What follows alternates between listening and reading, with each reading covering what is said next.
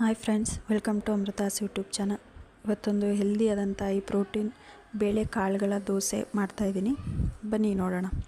ಮೊದಲಿಗೆ ನಮ್ಗೆ ಯಾವ್ದು ಬೇಕೋ ಆ ಥರ ಎಲ್ಲ ಕಾಳುಗಳು ಹಾಕ್ಕೋಬೋದು. ಸೊ ಹೆಸರು ಕಾಳು, ಕಡಲೆಕಾಳು, ಕಡಲೆಬೇಳೆ, ಉದ್ದಿನಬೇಳೆ ಈ ರೀತಿ ಎಲ್ಲನೂ ಹಾಕಿ ಒಂದು 8 ಗಂಟೆಗಳ ಕಾಲ ನೆನೆಸಿಟ್ಟಿರ್ತೀನಿ. ಸೊ ಅದ್ರ ಜೊತೆಗೆ ಒಂದು ಹಿಡಿಯಷ್ಟು ಅನ್ನ, ಒಂದು ಸ್ವಲ್ಪ ಶುಂಠಿ, ಒಂದು ಸ್ಪೂನ್ ಜೀರಿಗೆ ಹಾಕಿ ರುಚಿಗೆ ತಕ್ಕಷ್ಟು ಉಪ್ಪು ಹಾಕಿ ನುಣ್ಣಗೆ ರುಬ್ಕೋಬೇಕು. ಸೊ ಇದು ತುಂಬ ಒಳ್ಳೆಯದು ಆರೋಗ್ಯಕ್ಕೆ. ಮಕ್ಕಳಿಗೂ ಅಷ್ಟೇ. ನಾವು ಅದು ಇದು ಕೊಡೋಕ್ಕಿಂತ ಮನೆಯಲ್ಲಿ ಎಣ್ಣೆ ಪದಾರ್ಥಗಳು ಅದು ಇದು ಜಾಸ್ತಿ ಕೊಡೋಕ್ಕಿಂತ ಈ ರೀತಿ ಅದನ್ನು ಕೊಡಬೇಕು, ಇಲ್ಲ ಅಂತಲ್ಲ. ಅದು ಈ ರೀತಿ ಒಂದು ಹೆಲ್ದಿ ಫುಡ್ಸ್ ಮಧ್ಯ ಮಾಡ್ತಾ ಅವರಿಗೂ ಕೊಡೋದ್ರಿಂದ ಅವ್ರ ಆರೋಗ್ಯನೂ ಕೂಡ ಚೆನ್ನಾಗಿರುತ್ತೆ. ಸೊ ಈಗ ದೋಸೆ ಹಿಟ್ಟು ರೆಡಿ ಆದಮೇಲೆ ಅದಕ್ಕೆ ಸ್ವಲ್ಪ ಕ್ಯಾರೆಟ್ ತುರಿ, ಮೂಲಂಗಿ ಮತ್ತು ಕೊತ್ತಂಬರಿ ಸೊಪ್ಪು, ಜೀರಿಗೆನ ಆ್ಯಡ್ ಮಾಡ್ತಾಯಿದ್ದೀನಿ. ಸೊ ಇವಾಗ ಇದನ್ನು ಚೆನ್ನಾಗಿ ಮಿಕ್ಸಪ್ ಮಾಡಿ ಒಂದು ಸೈಡ್ಗೆ ಎತ್ತಿಟ್ಕೊಳ್ಳೋಣ. ಈ ರೀತಿ ಹೆಲ್ದಿಯಾಗಿ ಮಧ್ಯ ತಿನ್ನೋದ್ರಿಂದ ಆರೋಗ್ಯ ಕೂಡ ಚೆನ್ನಾಗಿರುತ್ತೆ.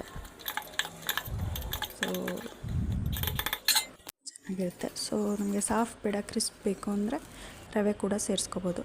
ಸೊ ಇದಕ್ಕೆ ಕಾಂಬಿನೇಷನ್ ಆಗಿ ಒಂದು ಸ್ಪೈಸಿ ಆದಂಥ ಟೊಮ್ಯಾಟೊ, ಈರುಳ್ಳಿ ಚಟ್ನಿ ಮಾಡ್ತಾಯಿದ್ದೀನಿ. ಸೊ ಇದಂತೂ ಸೂಪರ್ ಕಾಂಬಿನೇಷನ್ ಆಗಿರುತ್ತೆ. ಯಾಕೆಂದರೆ ಇದಕ್ಕೆ ಕಾಯಿ ಚಟ್ನಿ ಅಂತೂ ಸ್ವಲ್ಪನೂ ಸೂಟೇಬಲ್ ಆಗೋಲ್ಲ. ಇದೇನೇ ಟೇಸ್ಟಿಯಾಗಿರುತ್ತೆ. ಸೊ ಮೊದಲಿಗೆ ಸ್ವಲ್ಪ ಎಣ್ಣೆ ಹಾಕಿ ಒಂದು ಗೆಡ್ಡೆ ಬೆಳ್ಳುಳ್ಳಿ, ಸ್ವಲ್ಪ ಒಂದು ಅರ್ಧ ಇಂಚಷ್ಟು ಶುಂಠಿ, ಒಂದು 3 ಹಸಿಮೆಣಸಿನ್ಕಾಯಿ ಮತ್ತೊಂದು 2 ಸ್ಪೂನ್ ಜೀರಿಗೆ ಹಾಕಿ ಅದು ಸ್ವಲ್ಪ ಕಲರ್ ಚೇಂಜ್ ಆಗಬೇಕು.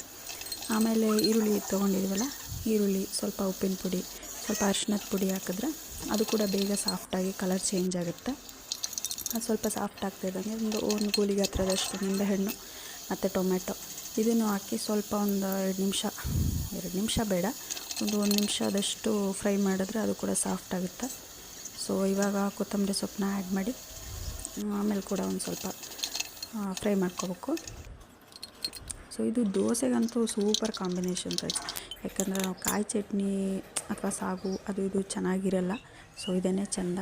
ಸೊ ಇದು ಫುಲ್ಲು ಕೋಲ್ಡ್ ಆಗಬೇಕು. ಅದು ಕೂಲ್ ಆದಮೇಲೆ ನೀವು ಅದನ್ನು ಮಿಕ್ಸಪ್ ಮಾಡಿದ್ರೆ ಇರುತ್ತೆ ಚಟ್ನಿ ರೆಡಿಯಾಗಿದೆ. ಸೊ ಇವಾಗ ದೋಸೆ ಹಾಕ್ಕೊಂಡು ಬಿಸಿ ದೋಸೆ, ಟೊಮ್ಯಾಟೊ ಮತ್ತು ಆನಿಯನ್ ಸ್ಪೈಸಿ ಚಟ್ನಿ ಚೆನ್ನಾಗಿರುತ್ತೆ. ಮಕ್ಕಳಿರೋ ಮನೆ ಆದರೆ ಸ್ಪೈಸಿ ಕಡಿಮೆ ಹಾಕಬೇಕು, ಬಟ್ ಇದಕ್ಕೆ ಸ್ಪೈಸಿ ಆಗಿದ್ರೇ ಚೆಂದ.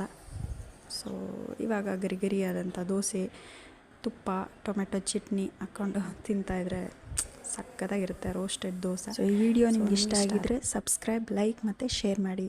Thank you for watching.